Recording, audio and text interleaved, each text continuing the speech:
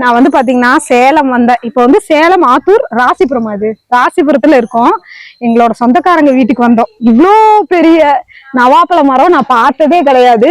அதை விட என்ன ஒரு பியூட்டினா, கீழே நிறைய சிந்தி கிடக்கு. இதை எடுத்து சாப்பிடலான்னு பார்த்தா என்னன்னா சாணிக்குள்ள விழுந்திருக்கு. இதை எடுத்து சாப்பிட முடியல. இவ்வளோ பழம் விழுந்திருக்கேன்னு நினைச்சா மனசும் கஷ்டமா இருக்கு. அப்ப என்ன பண்ணலாம்னு முடிவு பண்ணிருக்கோம்னா, போகும்போது இந்த மரத்துல இருக்கிறதெல்லாம் எடுத்து உப்பு மிளகாத்தூள் போட்டு கொண்டு போகலான்னு நினைச்சிட்டு இருக்கோம்.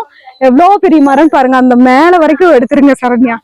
எனக்கு ஒரு கேமராமேனை புடிச்சு இன்னைக்கு வந்து நம்மளுக்கு புது கேமராமேன்.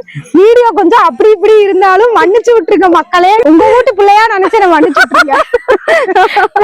பாருங்க எவ்வளவு பெரிய மரம்னு. ஃபர்ஸ்ட் இங்க எவ்வளவு விழுந்து கிடக்குன்னு பாருங்க. இதுல பாருங்க, இது சாணிக்குள்ள விழுந்து கிடக்குறது என் மனசே வலிக்குது. ஏன்னா எனக்கு அவ்வளவு பிடிக்கும். இதுல ஒண்ணு நான் லைவாவே பொறிச்சு சாப்பிட்டு காட்டுறேன். பாருங்க, குட்டி குட்டியாதான் இருக்குது, ஆனா ரொம்ப சூப்பரா இருக்குது. டேஸ்ட் வந்து பாத்தீங்கன்னா ஃப்ரெஷ்ஷாவே சாப்பிடலாம். ஆனா நம்ம ஊர்ல விக்கிறது எப்படின்னா ஹைபிரிட், சதை நிறைய இருக்கும், பெருசா இருக்கும், டேஸ்ட் அவ்வளோக்கு இருக்காது. இது வந்து டேஸ்ட் நல்லா இருக்கு, சவர்ப்பா இருக்கு, ஆனா சதையே இல்லை. கொஞ்சம் தான் சதை இருக்கு, ஆனா டேஸ்டா இருக்கு. ஆனா இதுலதான் சத்து இருக்கு. இங்க இருக்கிறது பாருங்க, இந்த பெருசா இருக்கு. எதையும் விடுறது இல்ல. எங்க வீட்டுல இது மட்டும் இல்ல, கொய்யா மரம் இருக்கு, மாமரம் இருக்குங்கிறாங்க, எல்லாமே இருக்கு. இந்த வயல் ஃபுல்லாவே வயல்வெளியா இருக்கு. இதெல்லாம் நம்ம இப்பதான் பாக்கணும்.